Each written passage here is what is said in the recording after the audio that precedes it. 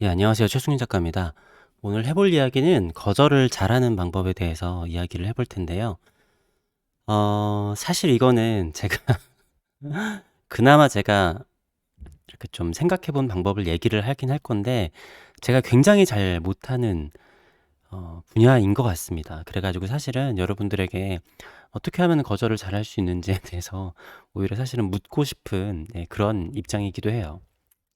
사실 요즘에 거의 대부분 오는 연락들은 거절해야 되는 경우들이 대부분입니다.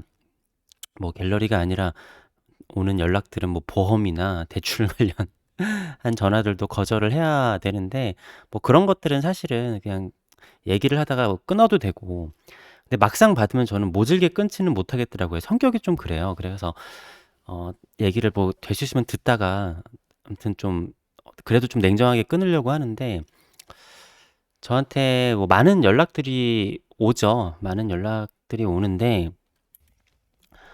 아무튼 거의 최근에는 99% 제가 거절을 해야 할 수밖에 없는 그런 일들이 많이 있습니다. 오는 연락 중에 기존에 오래 알았었던 분들도 있고, 오래 같이 일을 했던 분들도 있고, 새롭게 연락이 오는 분들도 많이 있습니다. 그런데 예전하고 지금하고의 차이는, 예전에는 이걸 뭐라고 해야 될까요? 지켜지지 않는 약속이 많았었음. 과거에는.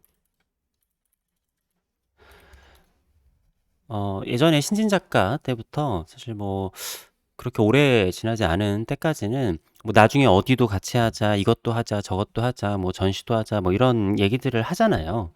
그런데 그러한 것들이, 그러니까 저도 그렇게 얘기를 한 거는 약속을 하긴 했지만 없는 약속이라고 생각을 하는 거예요. 마치 그냥 나중에 밥 한번 먹자 뭐 한다더라든가, 뭐 이번에 이거 전시를 한 다음에 다음에는 뭐 개인전을 한다라든가 아니면 어디 페어를 같이 나가자라고 한다든가. 근데 그런 거를 진지하게 받아들이면은 너무 스트레스를 받아서 못해요. 왜냐하면은 그렇게 얘기를 했지만 나중에 그게 지켜지는 경우가 거의 없거든요. 어떤 건지 좀 이해가 되시죠? 그러니까 뭐 제가 그래서 그런 것들 때문에 좀 다툼이 있으신 작가분들도 꽤 있을 거예요. 근데 저는 애초에 그거는 약속이라고 생각을 잘 안 했어요. 네. 그거를 다 약속이라고 다 믿어버리면은 너무 상처를 받고 그럴 수 있기 때문에, 그뭐 그림이 판매가 되는 것도 최종적으로 뭐 돈도 들어오고 이렇게 돼야지 나중에 판매가 됐다라고 하지, 뭐 누가 이거 살 생각이 있대요 이런 거는 그냥 아무것도 없는 일이다라고 생각을 하는 거죠. 그런데 요즘 들어서 달라진 거는, 그러니까 저는 그냥 그렇게 애둘러서 얘기를 했던 건데, 예를 들어서 뭐 전시가 언제 가능하냐 그러면 언제가 언제까지는 불가능하다 그러면은, 뭐 내년에는 가능하냐 그러면은 뭐 내년 뭐 8월 이후 정도쯤에는 뭐 그때는 좀 시간이 있지 않을까요? 이 정도로만 얘기를 하고 이렇게 얘기를 끝내고 했는데, 갑자기 인제 1 년이 지나서, 그러니까 그런 전시에 대해서는 아무런 생각이 없었는데 갑자기 연락이 오는 거죠. "그때 전시할 수 있다고 했잖아요." 그래서 이미 막 계획도 다 짜 놓고 막 해 가지고 저한테 공지를 보내는 거예요. 그러면은, 그러니까 저는 그러면은 대부분 전혀 기억을 못 하는 거죠. 근데 저는 '그런가요?' 그래서 그러니까 저는, 그러니까 옛날부터 정말 완전히 확실하게 하는 것만 이렇게 적어 놓고 그렇게 하고, 그러니까 왜냐하면 구두 약속으로는 뭐 100% 확실하다 얘기하는 것들도 안 지켜지는 게 뭐 대부분이었단 말이죠. 그 때문에 뭐 심지어는 뭐 계약서에 써 놨는데도 없어지는 것도 많았어요. 아직 뭐 미술계에서 그런 것들이 확실하게 지켜지진 않기 때문에 계약서는 뭐 큰 의미가 없는 경우도 많이 있죠. 그리고 뭐 법적 소송으로 가 봐야 서로에게 상처만 남으니까, 계약서를 써도 뭐 별 그게 지켜지지 않는 경우들이 있으니까.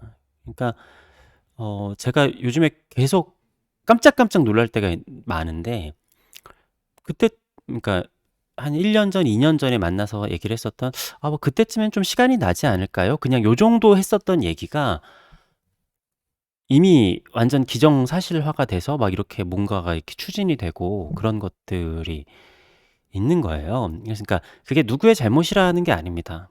그러니까 어떻게 보면은 확실하게 거절을 하지 않는 것도 문제가 있는 거잖아요. 그래서 제가 여러 가지를 보면서 근데 제가 아직도 성격상 그거를 잘 못해요. 단호하게 거절을 하는 걸 못하는데 자 제가 그나마 어 터득한 방법 바로 뭐냐면 단호하게 딱 거절. 그러니까 이렇게 하면은 사람이 약간 어떻게 보면 약간 싸가지가 없어 보일 수도 있고 좀 되게 미안하잖아요. 그러니까 저는 거절을 하더라도 좀 그런 경우도 많아요. 좀 그럼 나중에 한번 찾아뵐게요. 제가 그래 가지고 한번 찾아가서 인사도 하고 제가 그냥 이렇게 해서 "전시는 못 하겠다." 이런 식으로 가서 좀 거절을 하고 물론 뭐 찾아가지 못하는 경우도 있지만 좀 그런 편이에요. 그래서 뭐 딴 데서 만나서도 좀 이렇게 그 인사도 하고 그러는데 근데 그런 것들이 이제 최근에 들어서는 음 약간 사람들이 너무 서운해하는 거죠. 근데 그것도 어떻게 보면은 그런 사람들이 뭐 비즈니스를 하거나 그러한 여러 유형이 있잖아요. 근데 그런 분들도 꽤 있어요. 되게 서운함을 어필하면서 일을 성사시키는 분들도 있잖아요. 또 그런 거는 제가 사실 되게 싫어하는 방법인데 근데 그런 것들이 먹히는 경우도 많이 있잖아요. 저한테도 사실 그런 방법들이 먹히는 경우들이 있거든요. 근데 저한테는 굉장히 마이너스가 되지만 그 일은 하게 되는 거죠. 음. 그러니까 저한테 굉장한 섭섭함을 드러내시고 그러니까 그 섭섭함을 드러내는 방법도 굉장히 여러 가지가 있겠죠. 근데 암튼 중요한 거는 애초에 처음에 딱 잘라서 거절을 단호하게 해야 된다라는 거예요. 그러니까 마음이 아프긴 하지만 그러지 않으면은 나중에 더 이렇게 좀 수습하지 못할 그런 일들이 많이 생기는 것 같더라고요. 물론 그렇게 막 모든 일들을 나중에 것들을 다 단호하게 거절을 하면은 뭐 '어떡하냐.' 그렇게 생각할 수도 그러니까 나중에 뭐 '다 인맥이 끊어지는 게 아니냐.'라고 생각할 수도 있겠지만 근데 애매하게 그렇게 그런 것들을 받아들여서 나중에 정말 불가능한 상황까지 오게 되면은 그게 더 난처해지는 것 같더라고요. 그러니까 이게 사람과 사람 간에 하는 일이다 보니까 그러니까 옛날에는 약속을 했어도 약속이 없는 게 되는 게 많았지만 이제는 약속을 하지 않았는데 이게 약속이 되어 버리는 그러니까 그런 거 있잖아요. 그 뭐 한 번 만났는데 친하다고 이렇게 한다거나 그러니까 그런 사람들도 꽤 많아진 것 같더라고요. 뭐 이렇게 그냥 한 번 봤는데 인제 뭐 이렇게 "되게 친하다." 뭐 이렇게 얘기하고 다니시는 분들도 있고 어 약간은 사기쳐라고 해야 되나? 근데 거짓말해 가지고 막 일을 어떻게든 성사시키려는 경우도 있고 난 분명히 그렇게 한 적이 없는데 아니면 뭐가 이렇게 근데 제가 성격이 진짜 그런 걸 단호하게 거절을 잘 못해요. 근데 아무튼 제가 여러 일들을 겪으면서 약간은 그러니까 거절을 하면서 상대방의 마음을 상하지 않게 하는 방법은 없는 것 같거든요. 그렇지만 안 되는 건 안 되는 거잖아요. 그러니까 단호하게 거절을 해야 되는 것 같아요. 네.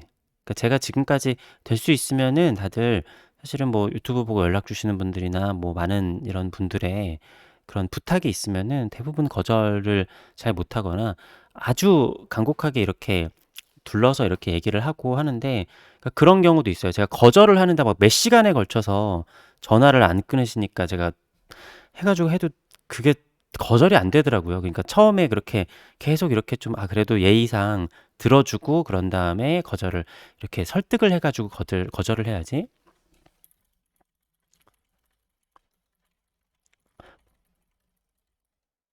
그러니까 설득해서 거절해야지 하는 방법은 잘 안 되더라고요. 음 그러니까 그냥 뭘 얘기를 하면은 그냥 쪼끔 딱 잘라야 되는 게 있는 것 같아요. 가슴이 아프지만 어쩔 수 없이. 안 되는 건 안 되는 그러니까 우리가 약간 그런 거 있잖아요. 그 애기들한테 막 "이상한 아저씨 따라가지 말라." 뭐 이상한 사람 이상한 뭐 누나, 형 이런 사람들 따라가지 말라고 이렇게 가리킬 때 단호하게 "안 돼요." 이렇게 얘기를 하라고 하잖아요. 그러니까 어영부영 뭐 따라가서 막 아저씨랑 뭐 이렇게 뭐 하고 그러면은 안 되는 거잖아요. 그러니까 하면은 단호하게 해야 되는데 물론 인제 이거는 네 그런 거 예 그런 거지만 좀 얘기가 좀 다른 거기는 하지만 아무튼 그때 약간의 서운함이 남는 게 오히려 낫지, 나중에 그게 일이 꼬여 버려 가지고 이제 돌이킬 수 없는 상황이 돼 버리면은, 그러니까 그런 일들이 저한테 지금 계속 쓰나미처럼 오고 있는 거예요. 그래서 그러니까 옛날에는 뭐 그때쯤 뭐 한번 뭐 그러면은 시간이 되면은 "한번 연락 주세요." 이 정도 하면은 90% 이상이 연락이 안 왔는데, 지금은 기억이 없던 일들도 연락이 계속 오고 있어서, 심지어는 제가 "난 그런 일 얘기를 한 적이 없는 것 같은데?"라고 하는데 약간 밀어붙여서 되는 것도 있는 것 같고,